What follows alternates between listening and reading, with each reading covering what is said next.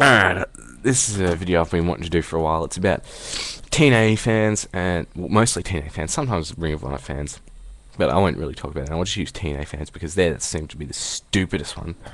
Um, anyway, this is in regards, whenever I go to like a TNA video here on YouTube or a forum, and I go onto the boards with TNA, and if you see some TNA mark, they say, oh, one day TNA's going to put, evil Vince McMahon and WWE out of business. Now, I'm not defending WWE.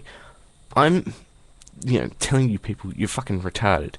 Because you're saying, well, why do you think it has to be like the Monday Night Wars? Why do you think it has to be, one or the other? And it, first thing, first things first. There's not going to be another Monday Night Wars. There's not going to be any type of wars like that. You know why? Because Impact's on Thursday. And WWE shows are not on Thursday, except for ECW, which is going to be on. But if WWE puts a show constantly on Thursday at the same time as Impact, then we've got a war. Because the Monday Night Wars wasn't a war between two companies, it was a war between two shows. And those two shows happen to be the flagship shows of each of those two wrestling companies. And that's why it had to be one or the other. Get it? It's not that case with WWE and TNA. I want to see TNA do well. I want to see them start to make a profit. I want to see them be successful, and I respect any TNA fan who wants TNA to be successful. But I always see these, guys, and it's in videos as well. I think Kevin's View or someone like that. He said it, and other people have said it. Oh, TNA, we have to, put WWE out of business. You're not going to, because one, you're owned by another company, and if that company starts to lose money, and thinks that TNA is going to eventually begin to lose money as well, if they're not making enough money or something like that, they might think, well, we'll sell TNA for $10 million and that'll keep our company alive for X amount of time until we can start making a profit again. That's what could happen. WWE is publicly owned, or is publicly traded. It's not like that with them, because the McMahons own a majority sharehold.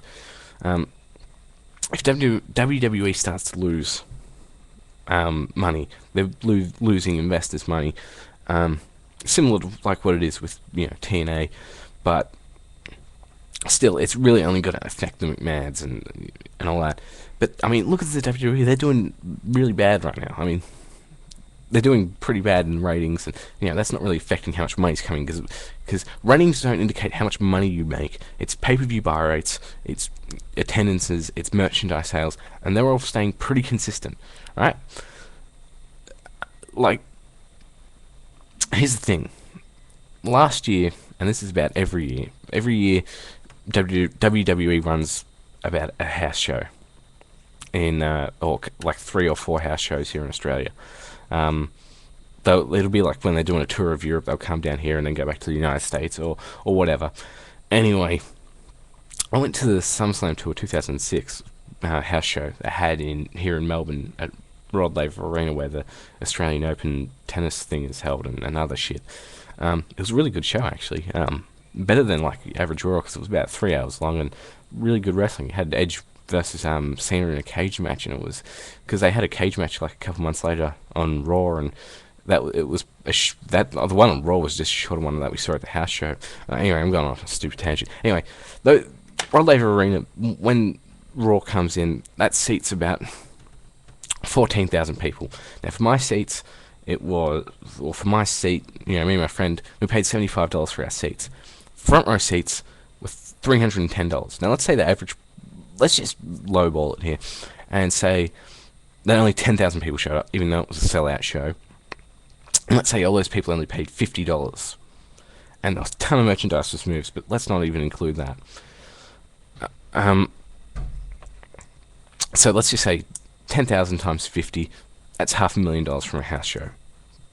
That's like a minimum of what they'd make. And TNA, well, they can't even bring that type of audience in, and to pay that much money for tickets for a pay-per-view. That's pretty sad. And the thing is, people talk about, Impact's going to, or TNA's going to take over WWE, But the thing is, TNA is a US company. It doesn't have a big international presence like the WWE does. The WWE is the number one company in the world because it's international. They go over to the UK and do shows there. They come here to Australia. They go into Canada. They go into Mexico. They go into Japan. Even though they probably should stay the fuck out or they'll die. But TNA, the closest thing TNA's done to a show here in Australia was they sent a whole bunch of stars here for World Series Wrestling Tour, which most people came to see Mick Foley and Matt Hardy, who didn't even show up anyway. But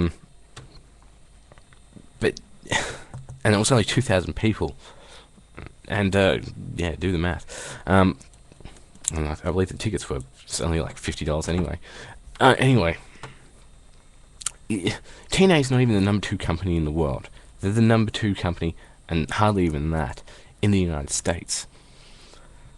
WWE is the number 1 company in the United States and in the world. I mean, and in between them, if you're going to go look at a global thing, you've got about 4 or 5 companies between them in terms of how much money they're making. That's how big the difference between WWE and TNA actually is, and that's something you fail to see, because in between WWE and TNA in terms of making money, and this is in any specific order, there's a big difference.